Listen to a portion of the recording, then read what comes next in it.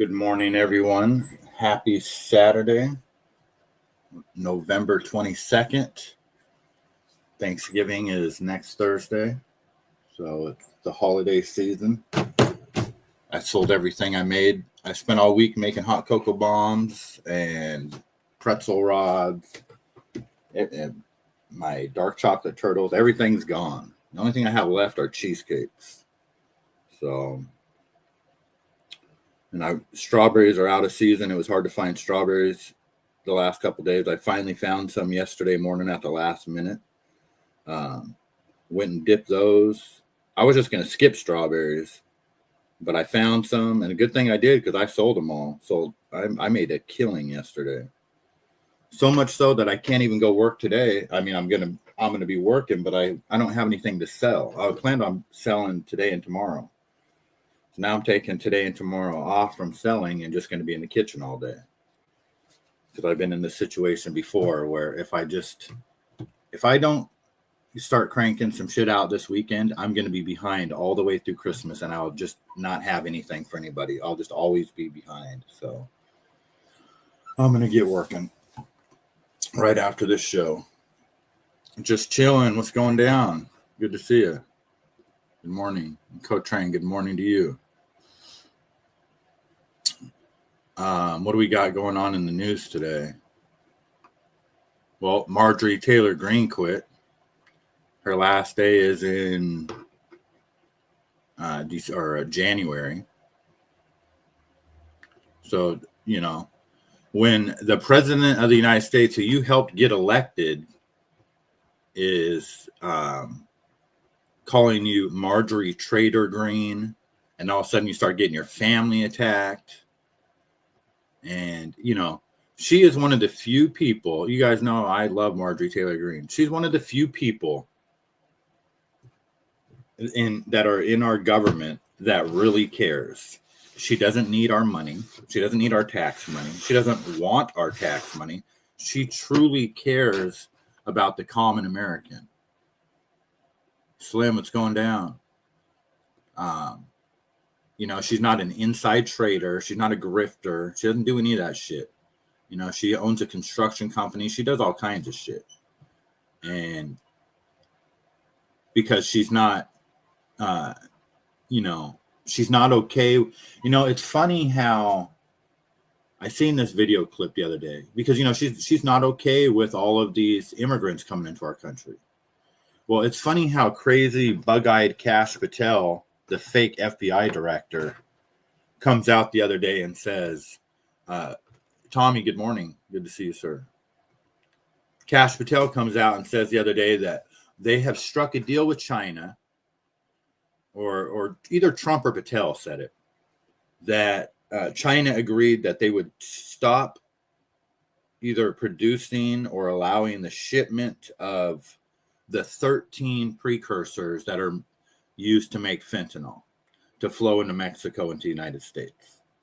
So they struck a deal with China.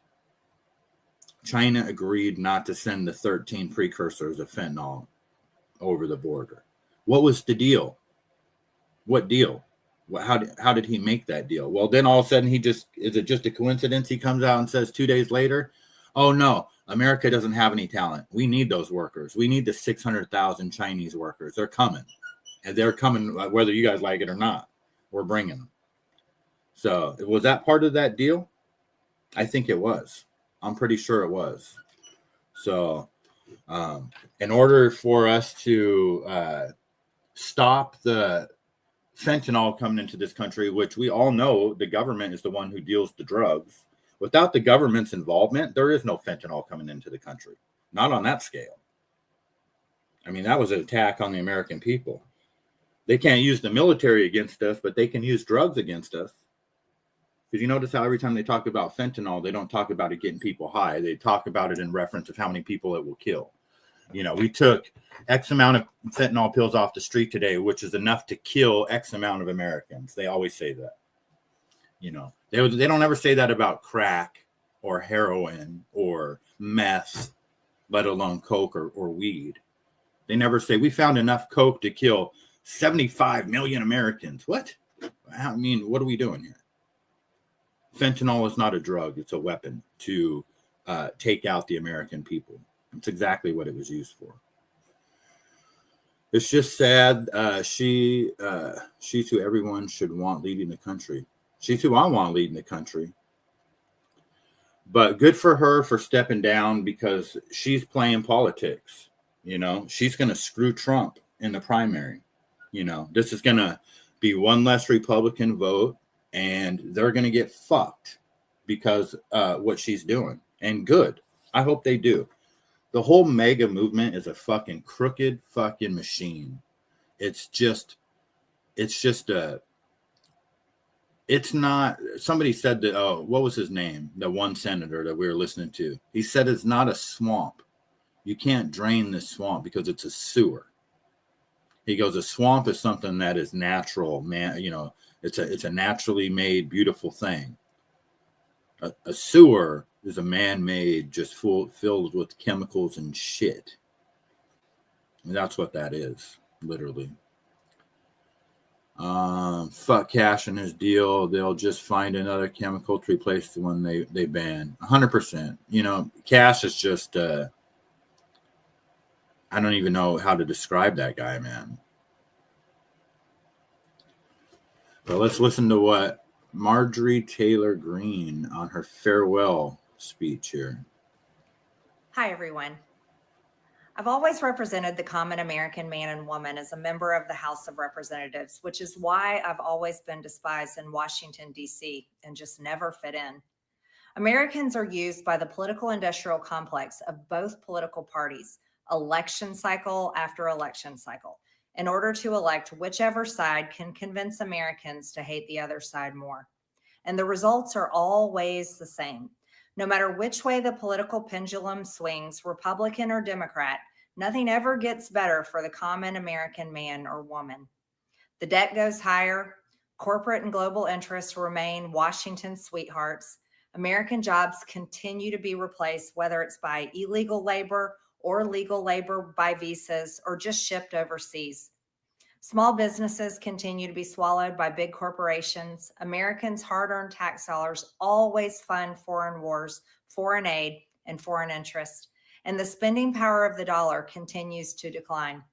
The average American family can no longer survive on a single breadwinner's income, as both parents have to work in order to simply survive. And today, many in my children's generation feel hopeless for their future and don't think they will ever realize the American dream. And that breaks my heart.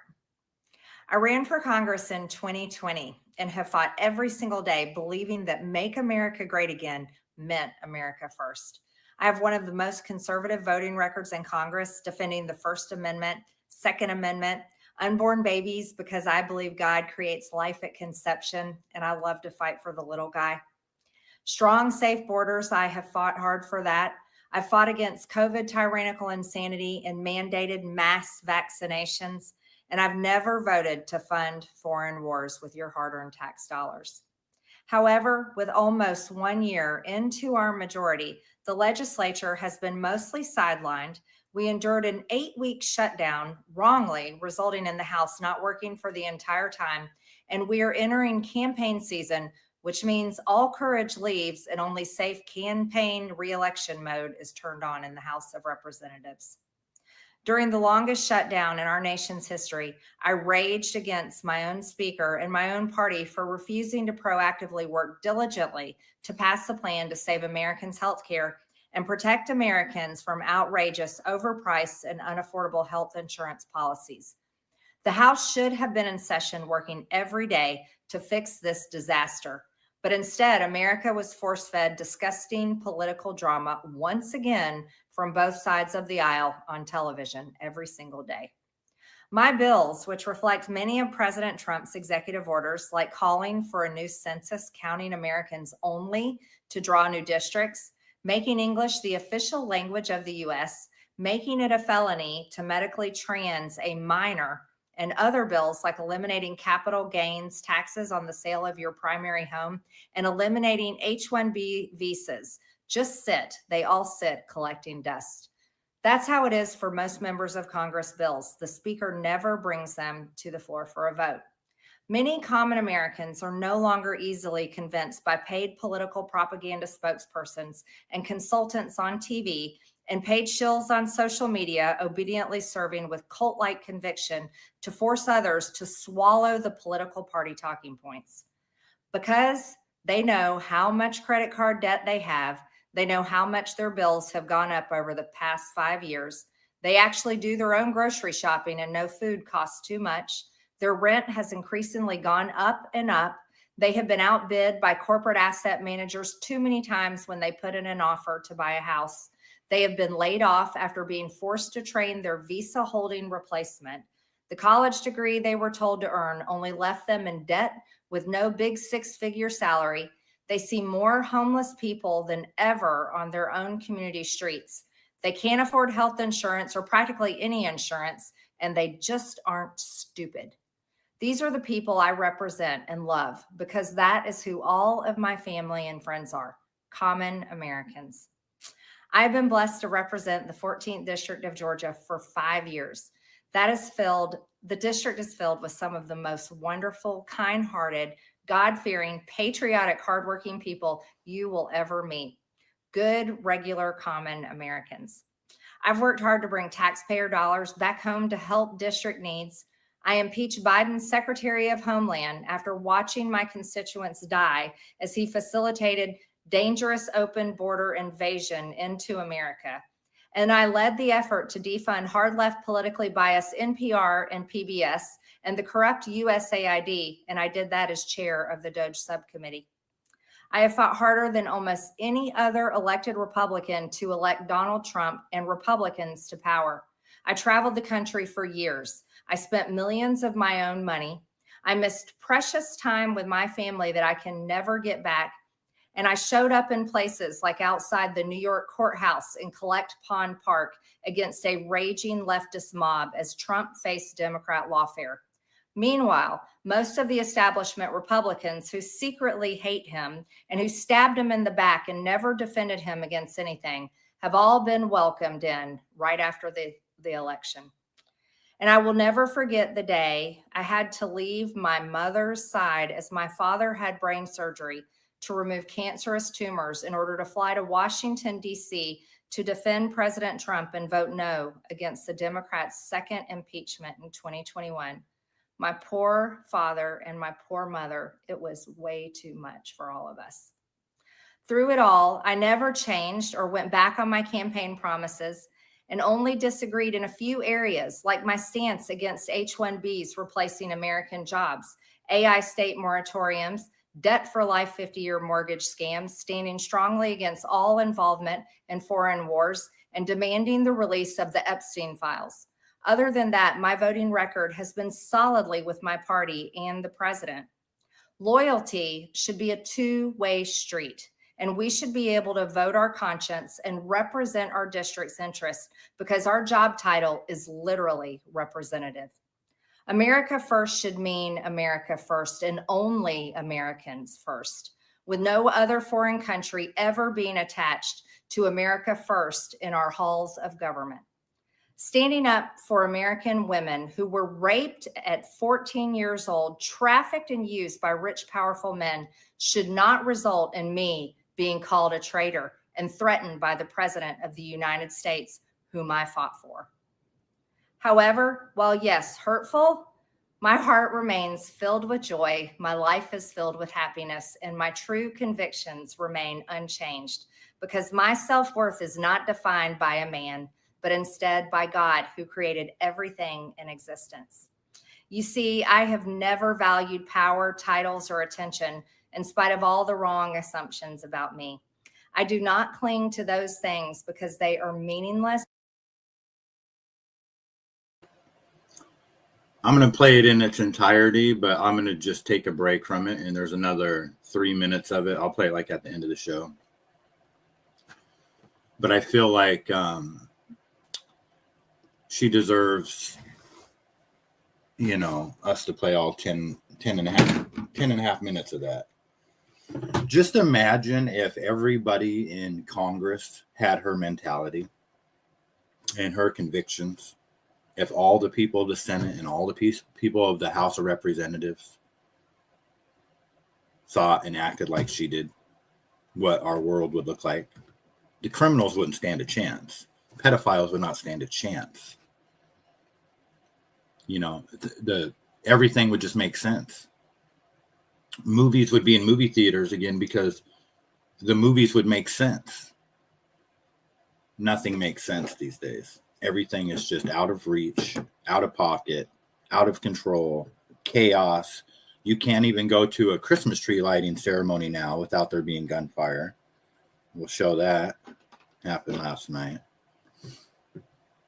It's just sad. It's just fucking sad that she's, getting pushed out like that. But it's not shocking because that's just the way it is. It's always been that way, and it's always going to be that way. It's not a United States problem. It's not an Israel problem. It's a global cabal that's ran by bloodlines. It truly is the Illuminati. It's the there's a book called The 13 Bloodlines of the Illuminati, and that's what it is. It's very, very powerful families, faceless, nameless people that pull the strings, whether their last name is Rothschild or Rockefeller or Ashton or JP Morgan or, the list goes on. There's lots of European and African and all of them. The Ma'am Dumney visit pushed her over the edge. Yep, I agree. Well, I think I hope so too, Co-Train. I hope she will be back. I hope she comes back to run as president. Maybe politics are politics. I kind of feel like she's just throwing in her hat because the game is never going to change. And I feel it. So I don't know. Maybe she's playing chess. Maybe she's going to come back. I hope she does. But I just feel that somebody that's just trying to make change will not take our money, will not steal our money. Isn't interested in protecting pedophiles. Isn't interested in any of the normal stuff that these guys do. There's just no place for them in Washington because she's just realized that she's just wasting her time. She could be more productive at her own business, and I feel that. I can understand that a lot.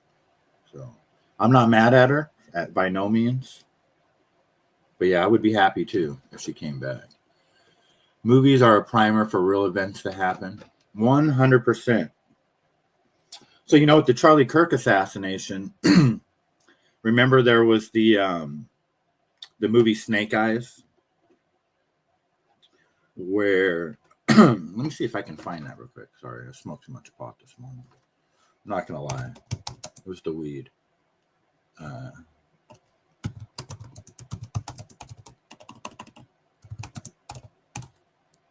I can't even type this morning. No, it does. So 1998, the movie Snake Eyes depicted the Charlie Kirk assassination. How is it possible that it can have those many, things? Here, let's see if this even explains what it is. There's a movie called Snake Eyes, which came out in 1998. And in that movie, U.S. politician Charles Kirkland is assassinated at a live event by a shot through the neck. Charles Kirkland, like Charles Kirk. And obviously, Charlie Kirk was also shot in the neck, allegedly, right? Well, in the movie Snake Eyes, the heavyweight boxer Lincoln Tyler is in the ring during the assassination. Tyler, like Tyler Robinson.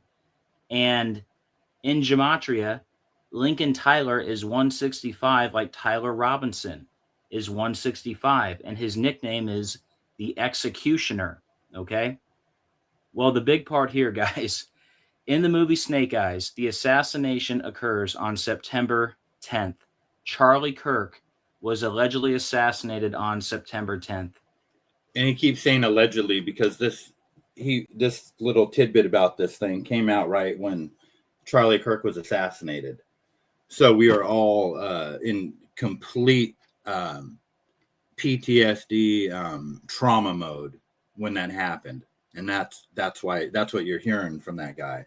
You know, the allegedly. We don't know what we saw at that point. We know something's fucked up. We just don't know what it is. We're just traumatized. So, but you know, and you know, we know about the Simpsons. The Simpsons have been doing it for a long time. Then you have creepy weirdo Seth MacFarlane, who is the creator of, I think, the Family Guy or Stewie, whichever one the Stewie guy is from. And he's created, I think, like Futurama maybe, and a couple of other things. He claims that he was supposed to be on one of the planes on 9/11, but he missed his flight. He's on video saying that. Just weird shit, you know. And these are the guys that predict all of this stuff, right? How many times has the Simpsons predicted that stuff? And then there was, let me catch up to the chat. Patty, good morning. Good to see you. Yeah, the similarities are crazy, right? Well, they just keep getting crazier because I don't know if you guys seen this. Then we have Erica Kirk years ago in a music video.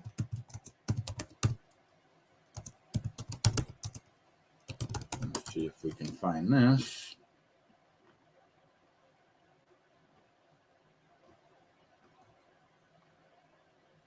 Is this the video? As you can see here, we'll just show the still frame of it. Erica Kirk was in a music video, and she is ziplining down Fremont Street in Las Vegas underneath their LED reader board. If anybody has been there, they know what I'm talking about. You walk underneath of it. And it shows the number 9/10, the day that Charlie Kirk was assassinated.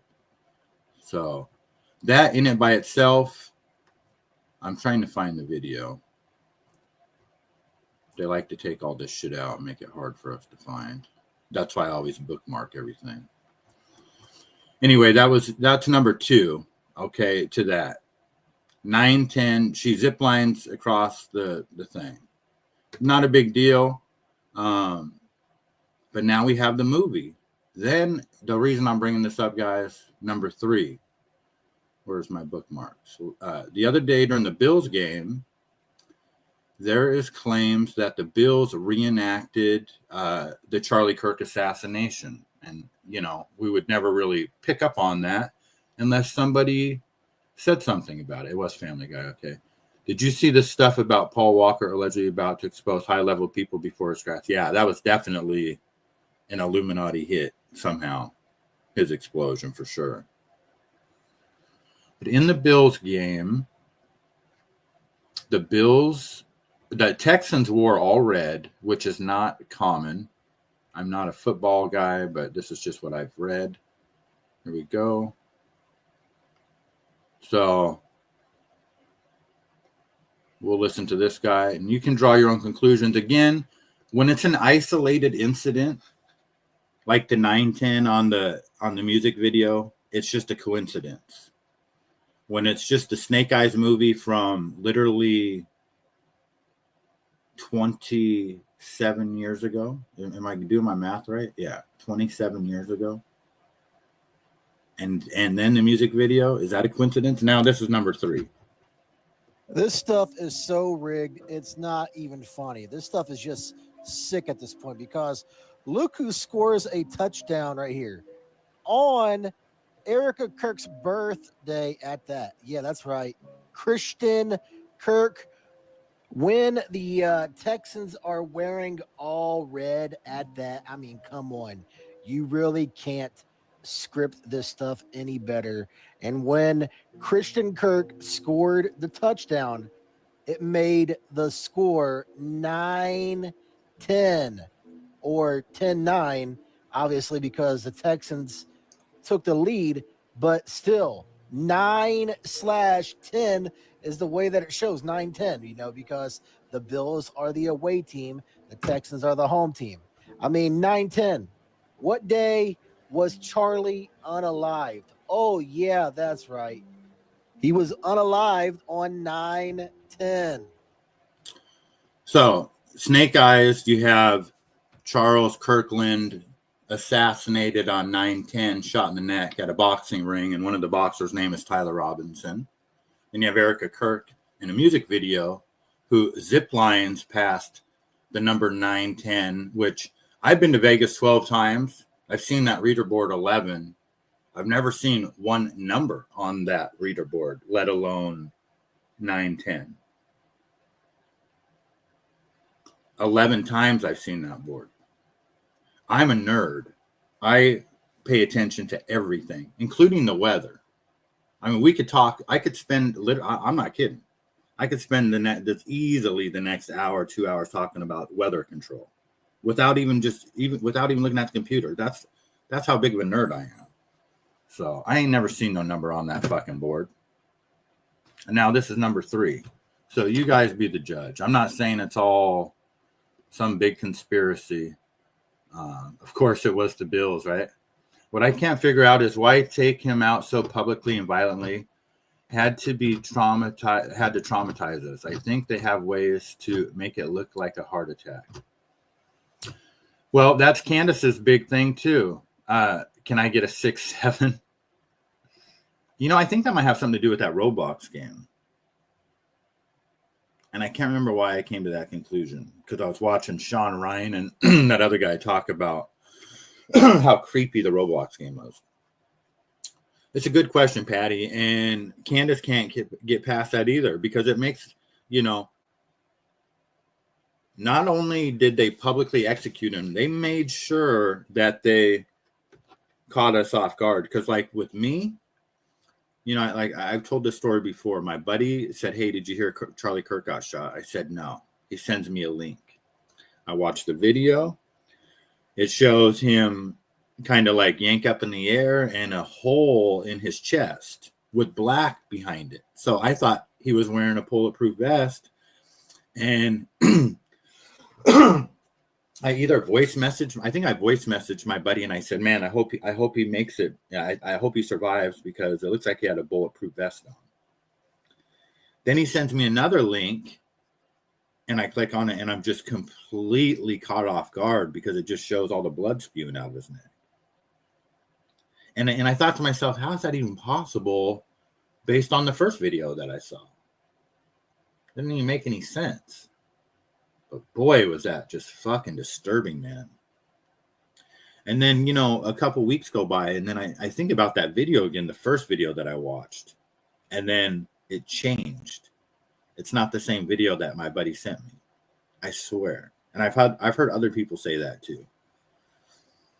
So, I mean, this was possible. I don't know, to answer your question. I don't know. It was more important to, I think, because, okay, well, here's a scenario. Because Brigitte Macron, who is the first lady or man of France, was being exposed by Candace Owens, and she is being sued. There was many lawsuits, but they were all dropped. I think the current one, though, is for $50 million, where the president and the first lady are suing Candace Owens. First time ever that like the heads of state have ever sued a podcaster. $50 million lawsuit. And she did a deep dive on how she believes the first lady of France is a man. And that's what this lawsuit is about. So much so, and it bothers them so much. I mean, if somebody said that Osada was a woman, if Coltrane every day put in the chat that Osada is a woman, I guarantee the reason why Osada doesn't go on video and always stays on Avatar is because he has breasts. It would probably piss me off. I'm not going to lie, if he said that every day.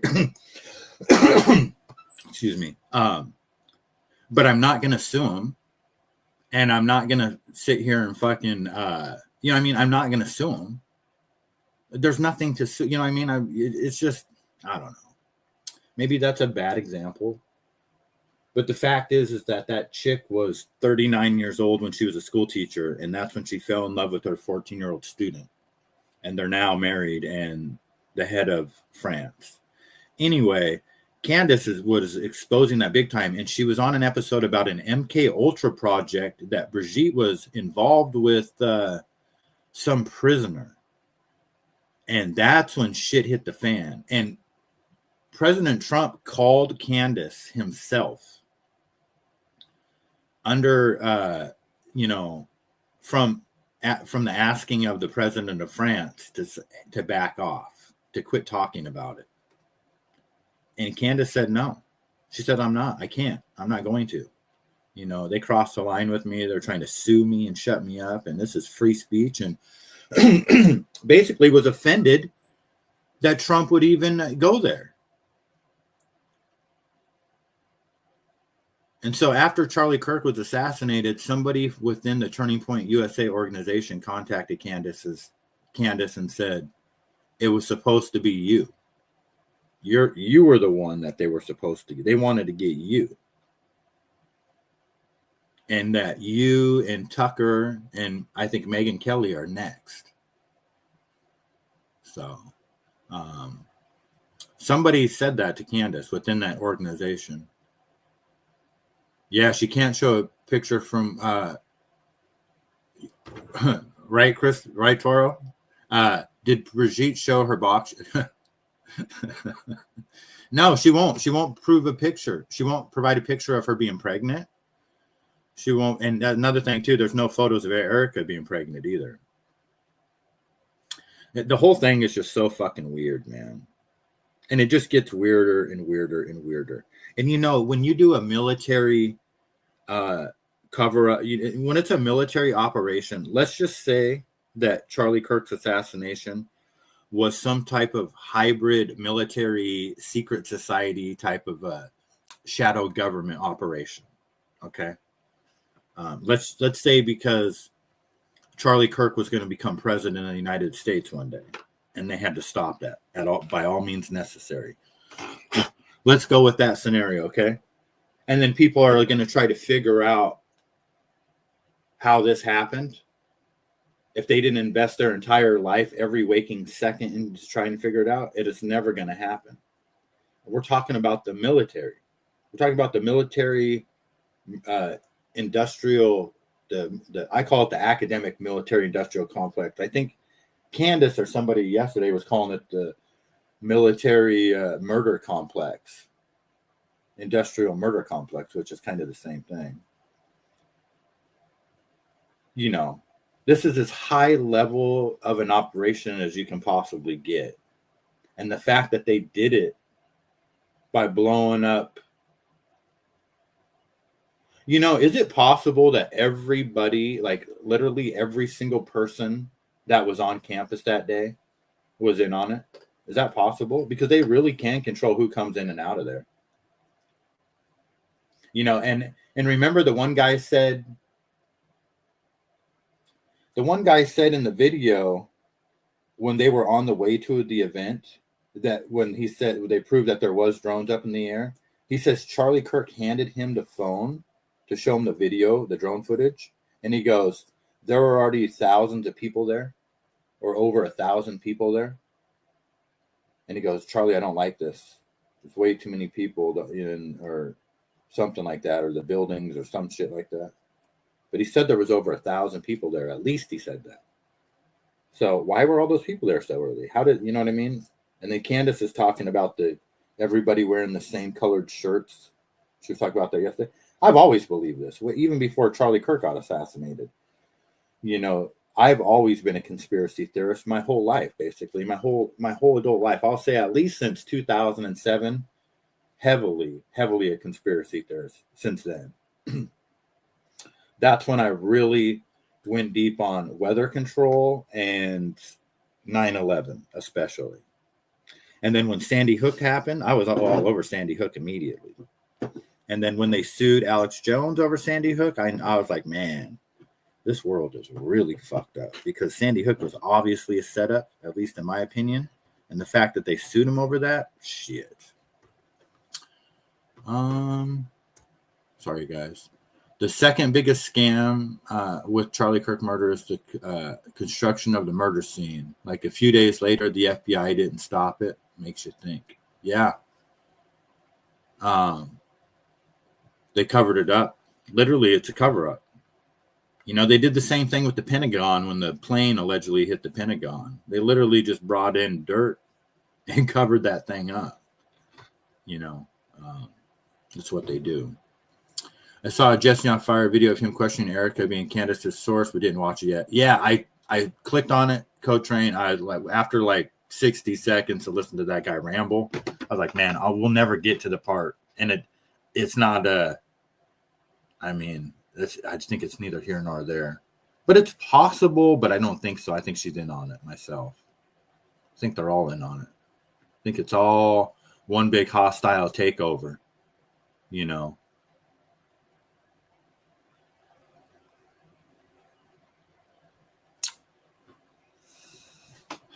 So many weird things about it. The fact that J.D. Vance was on Air Force 2 with the body. Toro, they cemented the area like a week later. Yeah, they adjusted the height of the over the thing above is not the same height. So if you went there and tried to do like measurements and stuff, you're not going to get the same measurements. So yeah, they redid everything. It's just insane. Do you think they made Hollywood was going down? How are you, sir? Good to see you. Do you think they made the guy come out and say the stuff on Sean Ryan? Yeah. You know that guy's a liar, the head of security. One thing about that guy, you know, they had a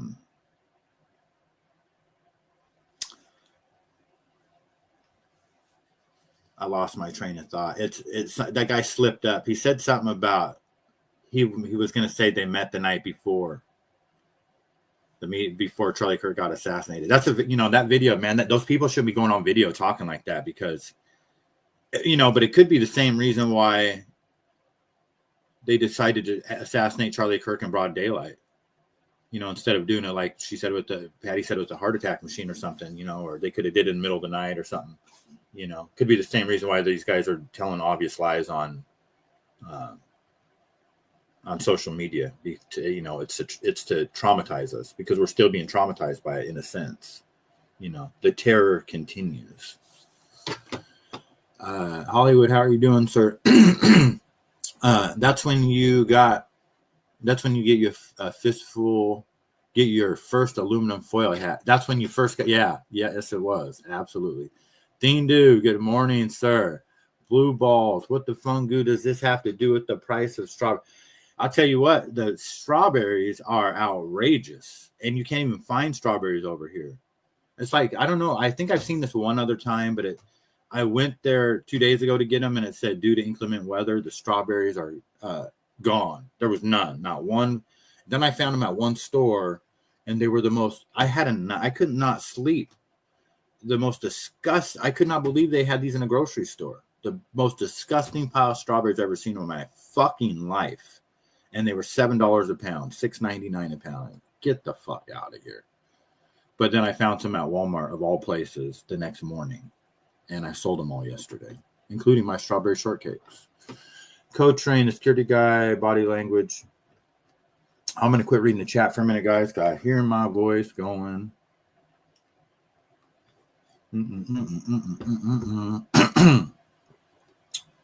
Dean, dude, did you see the Bills? We just played a video of the Bills, how they, during that game they lost to the Texans, how they reenacted the assassination of Charlie Kirk in the game. I don't know if you caught that or not. Oh yeah, it's still on the screen there. Just very interesting. Man, I don't even want to play this. It's just disturbing. How can... Arrested at his home and is charged with sexual assault and kidnapping. In 2019, he was on probation for smuggling people across the border illegally. In 2021, Gabla was convicted for sexually assaulting a 16-year-old coworker with autism. We've also learned that Abel Gabla was released from jail just 10 days ago after 40 probation violations over the last 3 years. Now, County Attorney Rachel Mitchell arrested at his home and is charged with sexual assault and kidnapping. In 2019, he was on probation for smuggling people across the border illegally. In 2021, Gabla was convicted for sexually assaulting a 16-year-old coworker with autism. So that's kind of a these guys are so fucked up on the news, man. They don't even want to make it. They've got to report on shit, but they make it confusing to even fucking follow. So that's what he did. And now sex offender accused of sexual assault at a Phoenix school. Abel Gabla posed as a doctor to lure a 10-year-old into classroom at Orangewood Elementary. This is what's going on in our country today. And let me play this again, because this has nothing, what they're saying has nothing to do with it. He just did. Arrested at his home and is charged with sexual assault and kidnapping. In 2019, he was on probation for smuggling people across the border illegally. So in 2019, he was on probation for smuggling people across the border illegally. In 2021, Gabla was convicted for sexually assaulting a 16-year-old coworker with autism. Oh my God. How do we let some animal do this?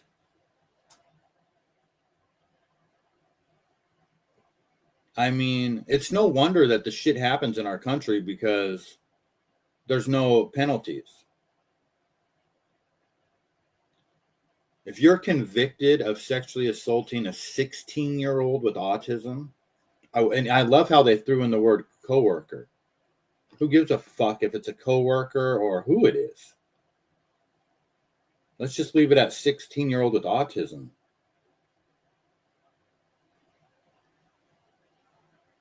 The coworker thing just makes it like kind of sound, to me, it makes it sound like they're trying to, tone it down, like it's not that big of a deal. It's just absolutely fucking disgusting, man. And we all know that it goes on and on and on and on and on. So, I shouldn't even played that one. Where are we at here? Let me see what we got. Okay, good. All right. Let's play something from Candace real quick. And our yellow plane, SUBTT, tail number. And these guys, I don't have to play it. Let me see if I can slow this down.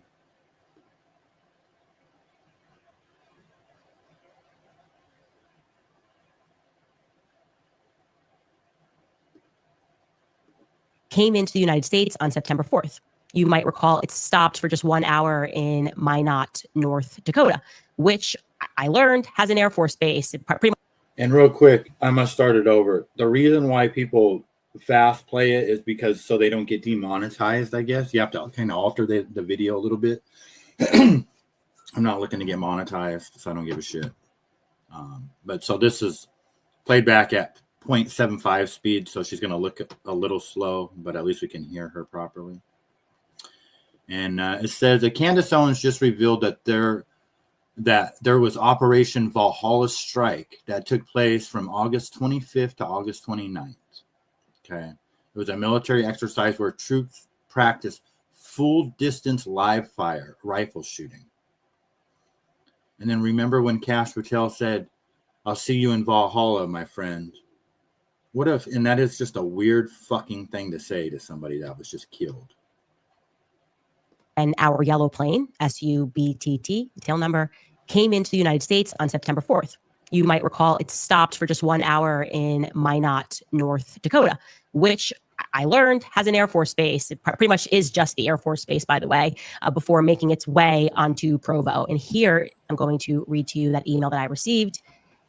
It says, "Hi, Candace, I am blank.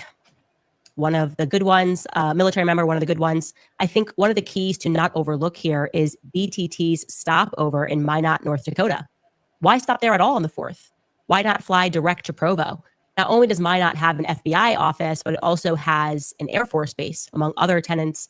That Air Force base is home to the 891st Missile Security Forces Squadron, a combined military and civilian security force that had just come off of Operation Valhalla, a training exercise in Minnesota from the 24th to the 29th of August, where the security forces practiced long-range shooting practice, among other things. Remember on September 12th when Kash Patel ended his press conference with, quote, "Lastly, to my friend Charlie Kirk, rest now, my brother. We have the watch and I'll see you in Valhalla." Yeah, very interesting thing to say. I don't believe in coincidences. That's how he ended the email telling me to keep up the hard work. And so we investigated that, and that fact checked true, right? Minot definitely is home to exactly what we are telling you. I didn't know anything, by the way, about the city of Minot. I can tell you that North Dakota in general is not a very populous state, approximately 750,000 people statewide, okay? And in Minot, there are just 45,000 people, and that includes 5,000 people who are stationed there at the Minot Air Force. And it is home, as he indicated, to a global command strike center, which has participations between various countries on joint exercises. And we can show you right here that in the weeks leading up to Charlie's assassination, I mean, literally what he says, August 24th, 29th, Operation Valhalla took place in neighboring Minnesota. So they took the Minot boys and they took them over to Minnesota. And it included the military and, of note, the civilians. What's interesting, of note, civilians, and they trained from August 25th to August 29th. And we can read the details of that here. And by details, I mean, this is what the public was told about what they were training for, okay? So this is on the Minot Air Force Base website. It says Operation Valhalla Strike was a week-long training where the 891st Squadron from Minot Air Force Base, North Dakota, traveled to Camp Ripley Training Center in Minnesota, August 24th to 29th, 2025. The advanced training focused on air-based ground defense and nuclear security tactics, the bread and butter of the squadron's mission. The training, called Operation Valhalla Strike, allowed the unit to complete requirements not possible at the Minot Air Force Base, including full-distance live fire exercises. Camp Ripley provided full-distance firing ranges, which allowed defenders to hone their rifle marksmanship and machine gun proficiency, exceeding the capabilities of standard Air Force 25-meter training ranges. Okay, the squadron of more than 250 dedicated airmen and civilians supporting the 91st Missile Wing's global deterrence mission by defending the United States with the world's premier combat-ready intercontinental ballistic missile force. Okay, cool. And yeah, it sure must be something of just a coincidence that Valhalla, which kind of struck everybody as odd, as was him going 33 hours. It was like there was a press conference that was happening for the American people, but he was signaling to other people who were like in the club to know what they needed to understand about what happened. You know what I mean? That's how I felt about Kash Patel's press conference and the things that he was saying. Something felt weird about it. 33 hours. And of course, yes, he did say something about Valhalla. Let's take a listen to what Kash Patel said. Lastly, to my friend Charlie Kirk, rest now, brother. We have the watch, and I'll see you in Valhalla. Probably just a coincidence, you guys, that this operation also fits just so neatly into our timeline. I love timelines. I love neat timelines. So let's pull. And so, you know, it's just like, it's just another coincidence. You know, just like the movie and the football game and the 9-10 on the board. My water's on the stove. I'm going to go get it in a sec. I don't know if I told you guys this yesterday, but I watched this video that this Chinese guy was saying that you shouldn't drink water that you just microwaved because of how violently it does the chemicals or the molecules, and it just goes straight in your body, and it's all energy, and you get that violent energy inside of you. Made sense. I don't know if it's true or not, so I'm just gonna heat my water up the old-fashioned way. So I got to go get it in a second here. It's probably probably almost done. But I don't know about you guys, but out of the, I'll say like, I don't know. I've heard maybe 1,000 eulogies in my life just on TV and, whatever. Maybe not that many. Let's say 100. I don't fucking know. Never heard Valhalla. There's a coffee shop here called Valhalla.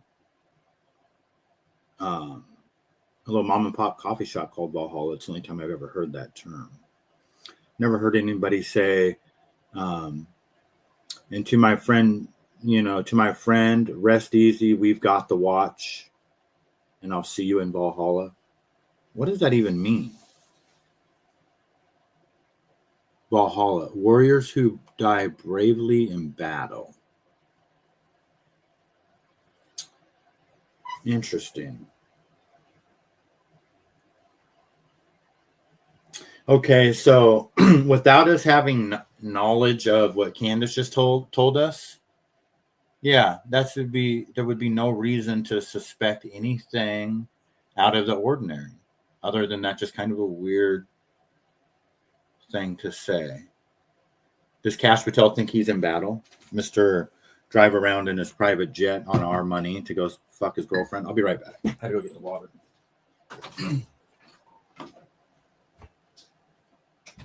Fuck, I gotta bring my cup with me. I don't want to fucking boiling pot of water.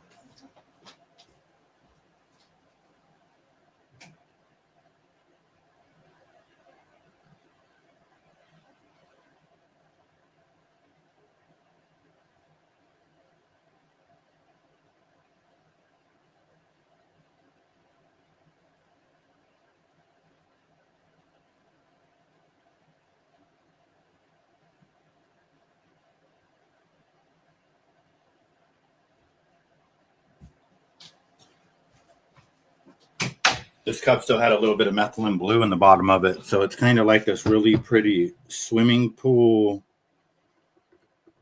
aquamarine.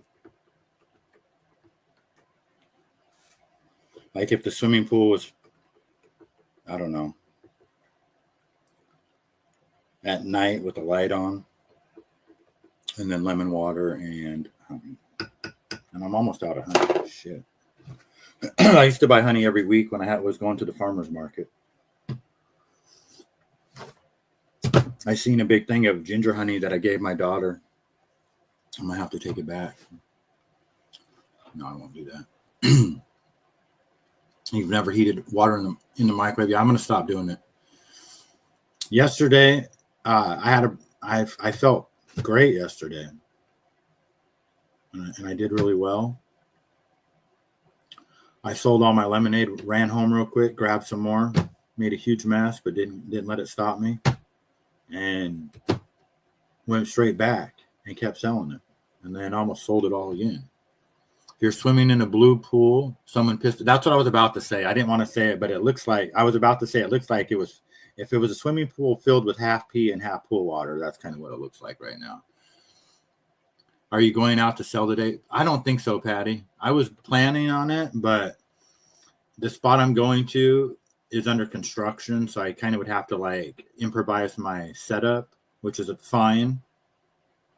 But I sold everything out yesterday, minus a few different items. Like I have cheesecakes I could sell, and I could make strawberries, and I could go do that, and that would eat up. But that would eat up my whole day. When what people really are going to want, and I actually promised people that I will have on the table on Monday, because I'm going back on Monday to that same spot I was at yesterday. Takes a lot of work. So I'm just kind of thinking dollars and cents. Like Monday is going to be another good day. So I don't know. I'm just going to work. I don't think I'm going to go today. It's a good question. Hustle all day, every day. Yep, it is. It's all day, every day, Tommy. You already know. It's just a balance of kitchen time and sell time. And I knew that if I took on the hot cocoa bombs, that it's going to eat up all my time. And literally to where like I have this problem. So, and I don't want to get behind because I obligated myself to do a Christmas tree thing. And that's one of the things that I'm promising now too. So yeah. I definitely won't be sitting around doing nothing today, I'll tell you that much. That's for damn sure, other than us doing this show.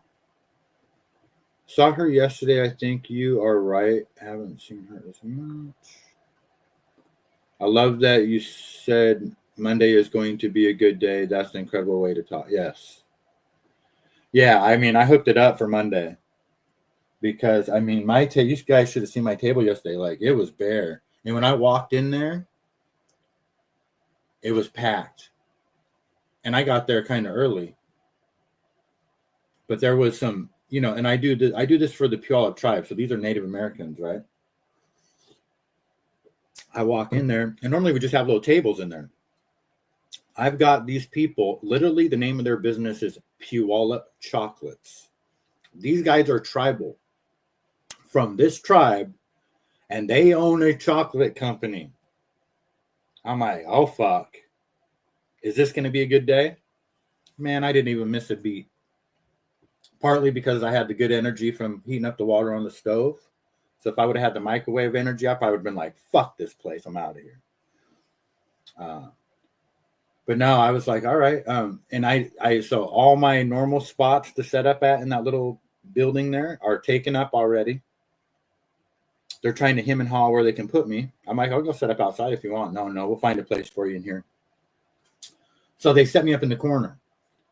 I was like, I go set up right there next to Raven, this old lady that sells jewelry. So I set up in the corner over there. Barely can fit all my shit because I brought a lot extra stuff than I normally do this time. And not only do these guys have a stand called Puyallup Chocolates, they brought their 10 by 10 canopy tent inside the building with them. What? That's why you don't have no spot. They're taking up the whole fucking lobby. And they have a brand new, you can tell this thing it's never seen outside their tent. It's brand new. I know, I've had many tent. I know a brand new tent when I see one. It's like it's coming to the construction site with brand new work boots on. Like, get the fuck out of here. But I had people, I remember one guy in particular comes up to me. He's from that tribe. He works in that building. And he's literally he's turning his back to those people so they can't see him. Hand me money. And he says, don't tell nobody. He goes, your chocolate is way better. And he buys, I got all kinds of stuff. I got cheesecake, strawberry shortcake, strawberries, all this shit. And he wants to buy my dark chocolate pecan turtles, you know, just basically the same shit they got over there. He goes, yours is better and they're too expensive. So they had like a $60 box and a $42 box. And it's just all just chocolate. They got chocolate almonds, chocolate graham crackers.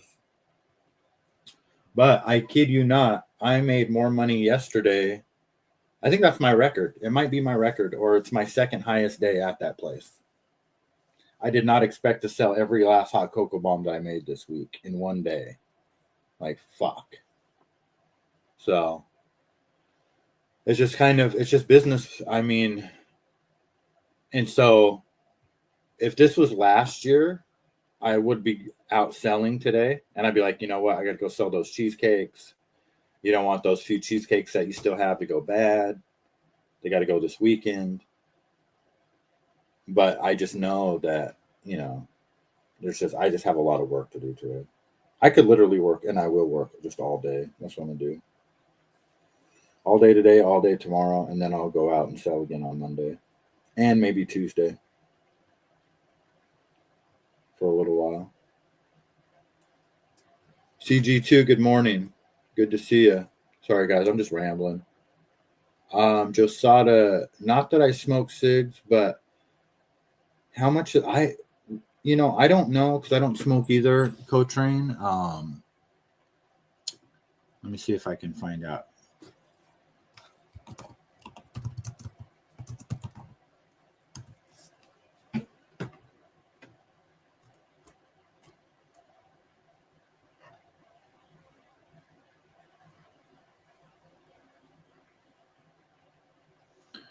Yeah, I have around here. I have no idea. It's just giving me like it says the highest is like $18 a pack due to high taxes. but anywhere from like $7.95 to $14 is the average, apparently.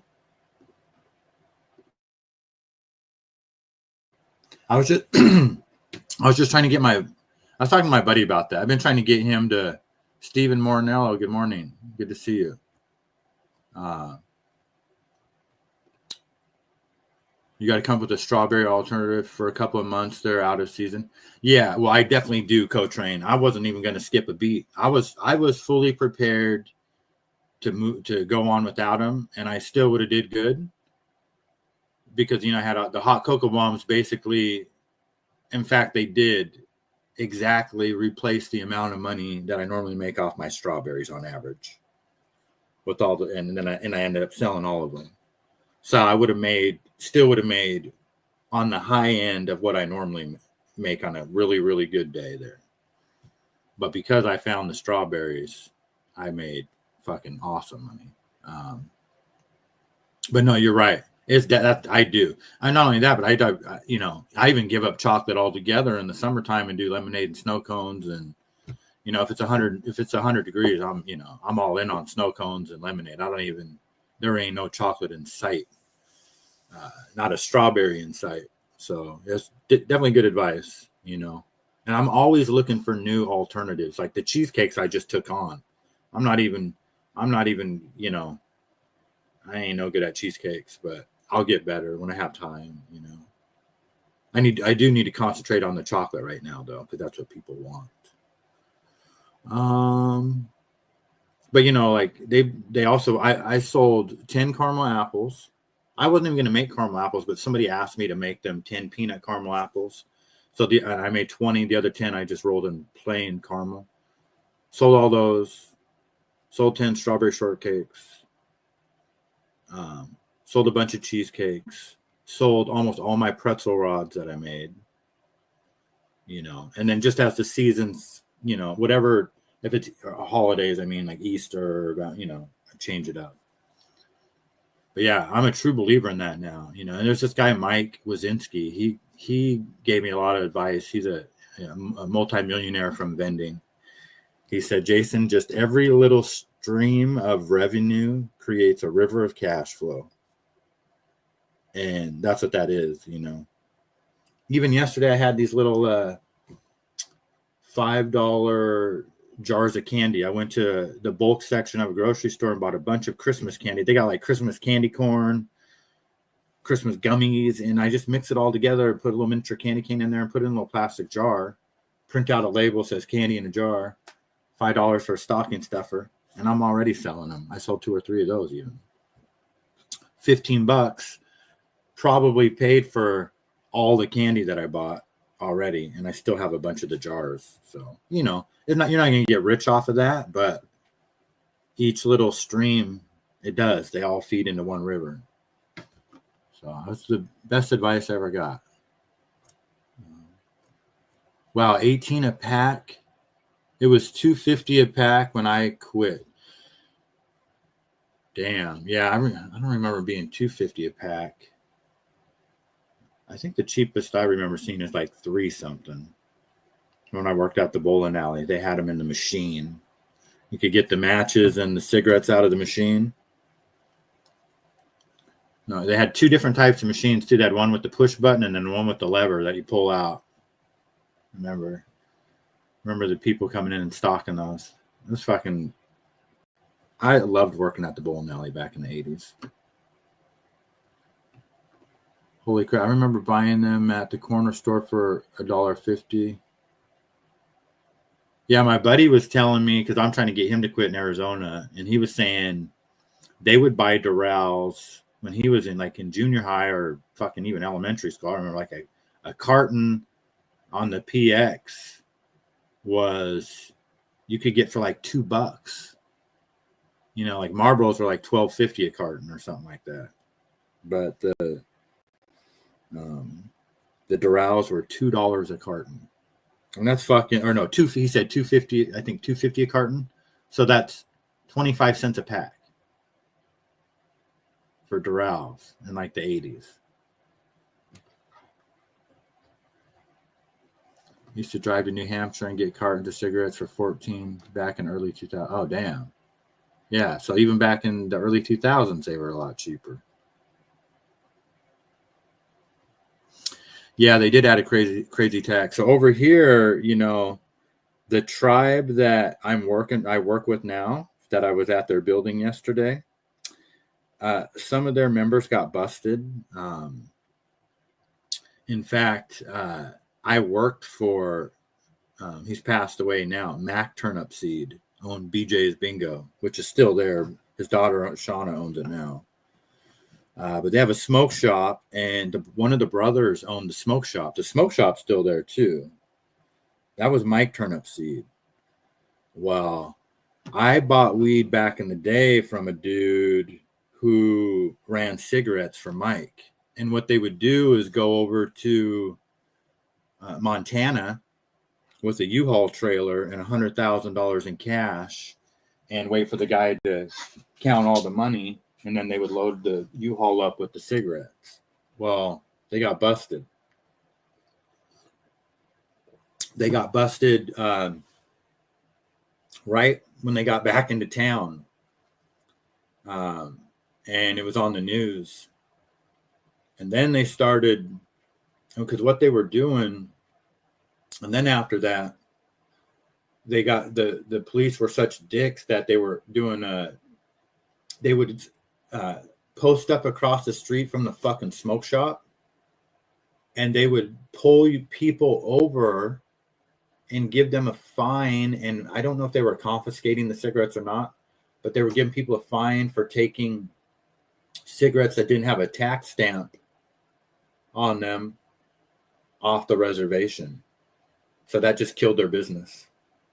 And then so they had to comply. And so now and since then, and they've always since then, you know, had to have the tax stamps. Maybe they still run fucking scams and shit. And then and then the lady who owns the snack shop at BJ's Bingo, because my ex still works down at BJ's. Her name's Connie Turnipseed. She's still alive. She still owns a snack shop down there. Her husband, Ralph, who's a white guy, she's native, he got busted for racketeering and money laundering because he owned a few smoke shops. Like, I don't know if this is the 80s or the 70s, but he did time in prison, like 4 years in prison for racketeering and money laundering. And then he came to work in Speed Bingo with me back in the 90s, and when I worked there. He was a fucking worthless piece of shit, but he was funnier than hell. I remember him telling me back in the 90s, like, Jason, if you really want to make a living, if you really want to live life, you got to make at least $400,000 a year. I'm like, really? I'm like, shit, I'm only making like fucking 50. So I made really good money back then. You know, and I might even have been making like $60,000 a year. I thought that was good money. He was telling me, yeah, you want to live a good life, you got to make at least $400,000 a year.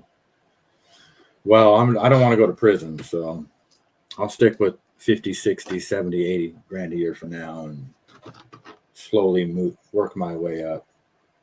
No, never candy corn. Well, I'll tell you, the lady next to me, Raven, who sells the jewelry, she bought one. I didn't want her to pay for it. We always kind of buy stuff from each other. She bought it anyways. And she goes, I'm just going to spread it out on my table to attract people over to my table. And she had one of the candy corn. She goes, oh my gosh, I've never seen Christmas candy corn, and it's delicious. I was like, yeah, I thought so too, because it's surprisingly good. You got to check it out if you've never seen it before. Man, this lemon water's hitting good today. I guess I hope I turn my stove off. It's true, man. I'm not going to do the microwave water no more.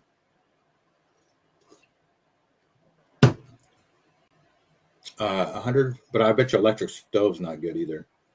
$140 dividend by 10 packs. Oh, divided by 10 packs in a carton comes out to like 14 a pack. Is there a 10 in the carton? Yeah, 10 in the carton. Yeah. Man, if somebody's buying a carton for $140 right now, is that what it is? That can't be right. Yeah, and that's what that lady said too, Co-Train. She told me to actually get a stocking and she goes, put your stuff in there, the candy in a jar, the Dubai bar, the pretzels. And I think she said even buy stockings and just say design your own, or I don't know. But either way, I don't think I'm gonna buy the stockings, but I'm gonna hang one with my stuff in there and say stocking stuffers. This is gonna be a good Christmas, hope, knock on wood. I just gotta stay stocked up.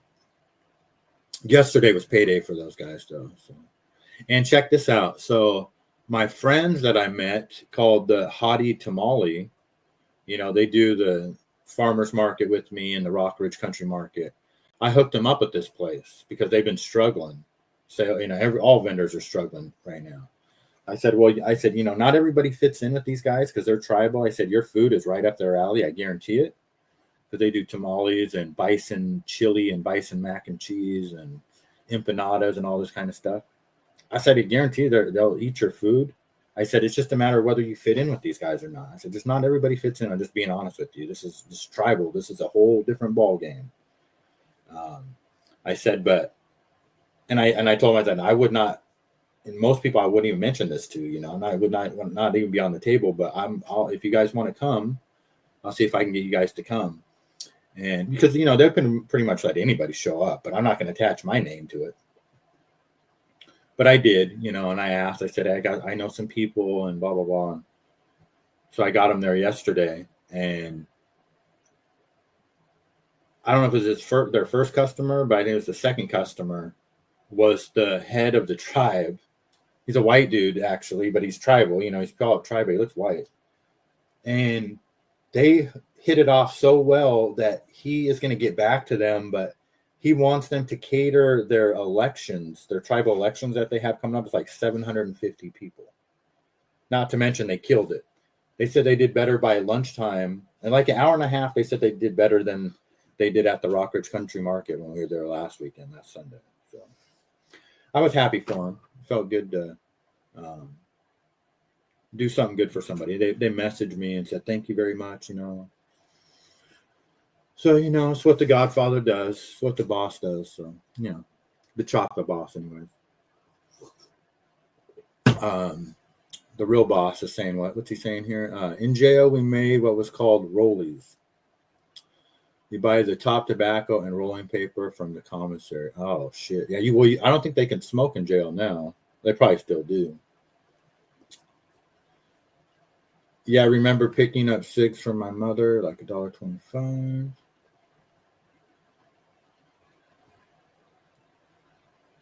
I'm going to skip the cigarettes on my voice. Steven, good morning. I know a guy. I did. Well, I told him, I said, I told him, I was like, this is my secret spot. I said, I don't recommend this to everybody. And they're going to find out. I told them, like, as much as I could, I said, don't take this place for granted. You got to call every time you want to come because they have tribal holidays. They'll shut down early, and you just, they'll do what they do what they do. You got to roll with the punches if you're gonna roll with these guys. So, but they're already in now. I mean, they got the head of the tribe wanting them to fucking cater something. So now they're in good. And I knew that their food would do well down there. So we'll see how it goes. But they don't have a food truck. They're in a tent, and they have to set up outside. And winters are not friendly here. So Trump, it says in ultimate betrayal of the Second Amendment, the Trump administration defending the archaic National Firearms Act of 1934. He's defending it. So what is the Firearms Act of 1934? I looked this up.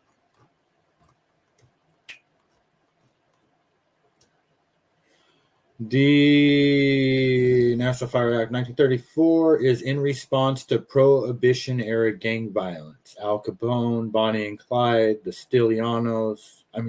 The Tommy gun era. It didn't ban weapons. It made certain types extremely difficult and expensive to own. Machine gun, short-barreled rifle, short-barreled shotguns, suppressors, silencers. Anybody wanting to own one of these had to register it with the federal government, submit fingerprints and photos, undergo an approval from the Treasury Department, now ATF, pay the $200 tax stamp, keep paperwork with the weapon.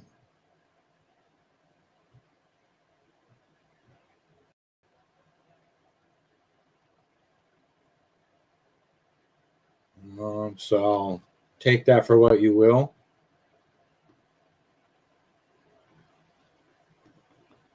I don't own a gun yet. Hopefully soon I'll go buy one. This is kind of speaking to Dearborn, Michigan, what we were talking about yesterday. This is a biker. So Dearborn, Michigan, you guys want the bikers to come, huh? Is that what we're doing now? So Dearborn is putting together a rally.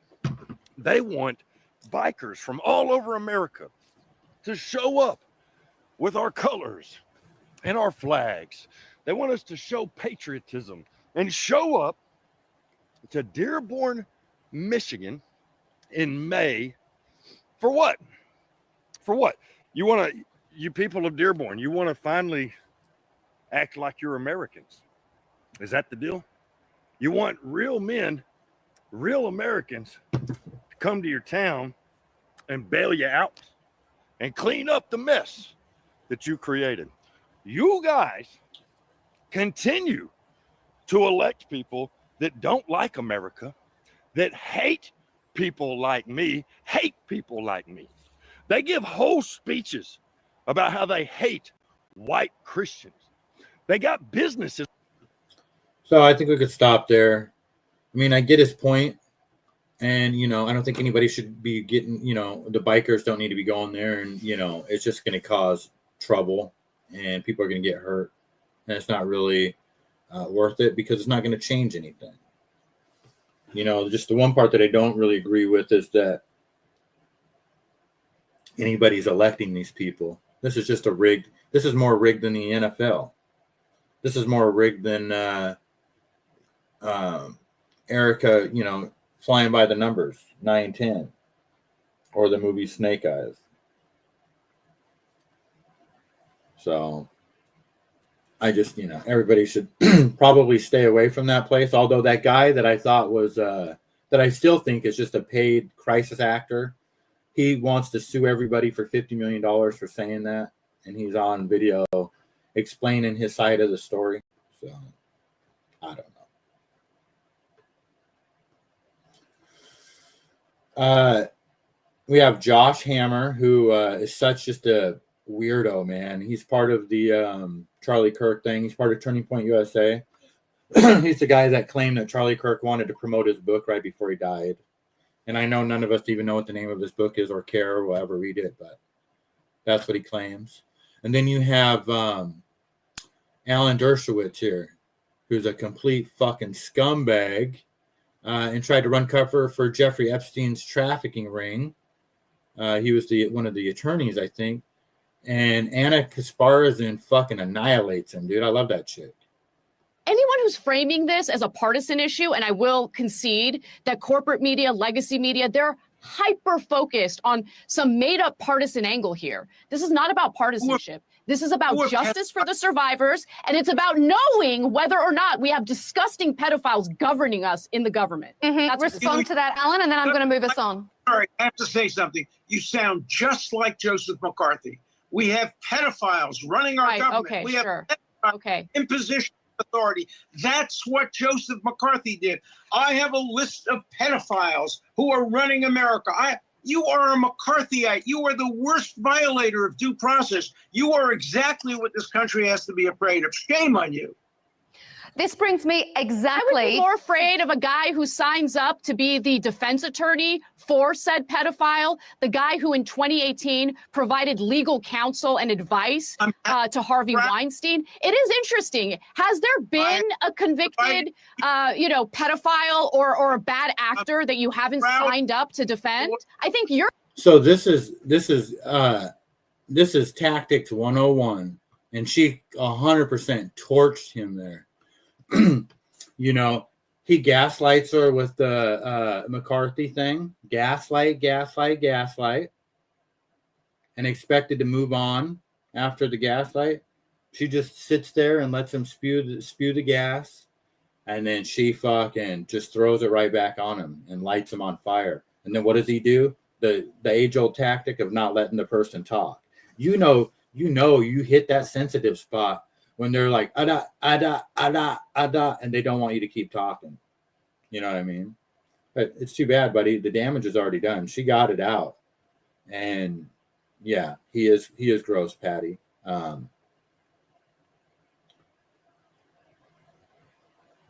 Just, you know, in Dershowitz, I don't even know who he is, but he definitely sounds Jewish. And, you know, those people they're the gaslighters. That's where it comes from. Dershowitz looking like Bernie there, right? He does look like Bernie Sanders. But, you know, it's crazy because if you go down the Sigmund Freud rabbit hole, and Candace has either done it or she's going to do a whole segment on that. Sigmund Freud was brought in he is the father of gaslighting. Like, that's what they did. Like, Sigmund Freud was brought in to protect pedophiles. Like, when this whole thing was started, way back when, before Jeffrey Epstein, they brought Sigmund Freud in to gaslight people who were talking about pedophilia. It's a crazy story. So they portray him as a good guy, but was he really a good guy?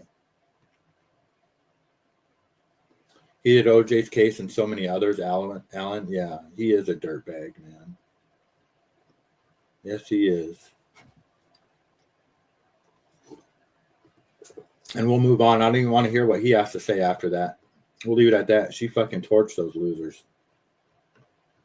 Riley Gaines on Fox News talking about Mum Dumney. We have an interview to conduct. Riley, Merry Christmas. Merry Christmas. Figured I would come back to New York City one more time before it goes full-blown commie. Okay. We have an interview. I figured I'd come back to New York City one more time before it goes full-blown commie. If that's not a mic drop.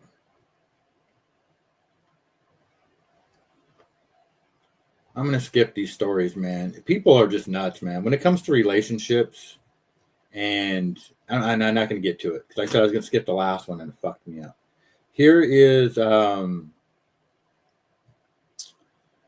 our huge foreheaded, receding hairline, alien, socialist, Marxist, communist mayor, Katie Wilson, with the new King County executive, Gurmay.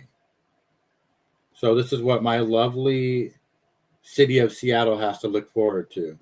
Hi, I'm Gurmay Zahalai, the newly elected King County executive. And I'm Katie Wilson, newly elected Seattle mayor. We just had our very first meeting to talk about our new roles and the many ways that we can work together for the benefit of this whole region. We talked about homelessness, childcare, responding to federal funding cuts, and much more. Katie, I'm looking forward to working with you and your whole team. Same here, Gurmay. Hi, I'm Gurmay Zahalai. Oh, poor me. Trump is polling a Machiavelli, the prince, move on. He's pulling Machiavelli move on the New York mayor yesterday. Yeah. I hope so. Yeah, I feel like there's definitely some games being played there on both sides. You know, they're both throwing Illuminati signs around, that's for sure. She definitely didn't get there on her good luck. You're right, Patty. That is for sure.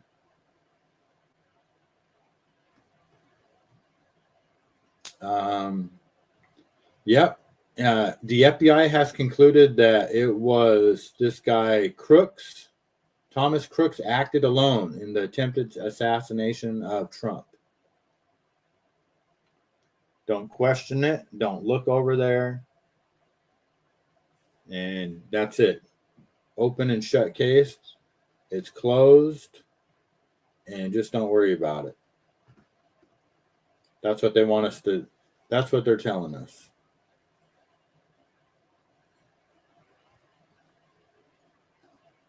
Donald Trump just put this out. The American dream isn't a headline. It's not a handout or a hashtag. It's a porch light left on, a flag out front. It's what you earn through hard work and what you're free to build when your leaders put you first. I've never forgotten that. From day one, I fought for the American worker. To protect our homes, our families, we built a strong economy. So every American could plant roots, not just the privileged few, the Sunday dinners, the backyard ball games, the pride of owning a piece of this incredible nation. That's what we're fighting to protect. That's the spirit we're bringing back. And behind it all, you've got great partners, Fannie Mae and Freddie Mac, helping families turn hard work into home ownership, helping Americans turn dreams into something lasting, something truly their own. Fannie Mae and Freddie Mac, keepers of the American dream. Yeah, right, Trump. With what? A 50-year mortgage? You know, that's hilarious, Co-Train. I need to do a meme of that. I'll make a thumbnail of that with her forehead that says the X-Files tomorrow. Or the next time she does something dumb. So wishful thinking, Trump. Yesterday in Concord, North Carolina, a shooter had opened fire on a crowd at a Christmas tree lighting. Can't go no goddamn where, man.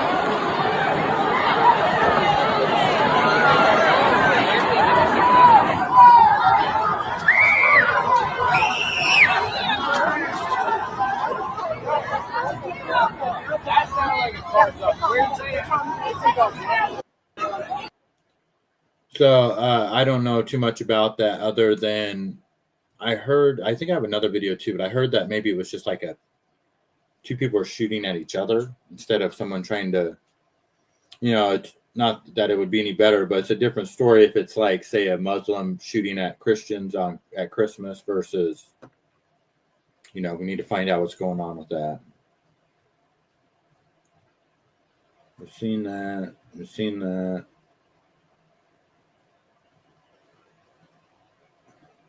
And we'll end it with this one real quick. This is an advertisement from the 1930s or 40s. It's actually an advertisement for like workers' comp insurance, but it's from the Saturday Evening Post. The contented workman, the enemy of unrest. Anarchy is the child of despair, they say. Apart from the cranks, the money-lusting exploiters of ignorance, and the temperamental nihilists, nobody wants to go red. Nobody wants to be a communist. Men only go red if they are bitterly discontented. Let a man feel that he is oppressed and exploited, that his employer neither knows nor cares if he lives or dies, that whatever happens, he has nothing to lose, and he listens with conviction to the agitator's vindictive foamings and to the promise of the communist heaven on earth. But the contented workman, with his family, his home, his savings, sure of fair treatment by his employer, secure against accident, is immune to the virus of the agitator. Class war, revolution, blood, murder. What promise lies in the thoughts? What promise lies in those thoughts for the contented workman? Yeah, we figured it out, folks, in the 20s or 30s. If you don't want people to go to communists, you got to treat them right and make their worth pay something. It's actually not that complicated. 100%. I mean, we're old school.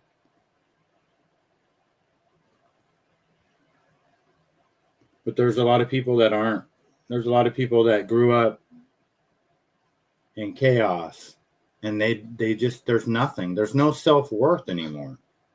We have a sense of self-worth from the past. We have something that we can gauge like normality upon, what used to be, and maybe there's hope that will return, which it probably will never. But some of these people, you can't grow up your whole life with nothing, and what are these young people going to do? Go to college?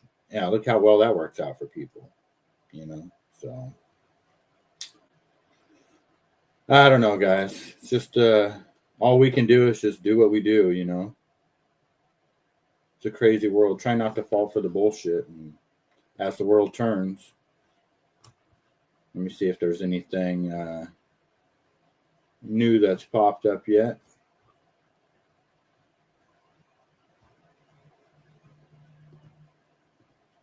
I mean, you got to weed through so many videos on this shit.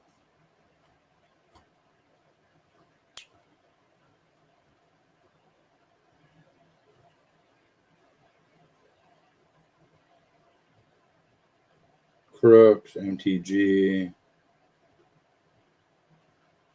Yeah, that's about it. Did I see the video of the Muslims interrupting the Christmas tree light? Yeah, it's crazy. I did see that.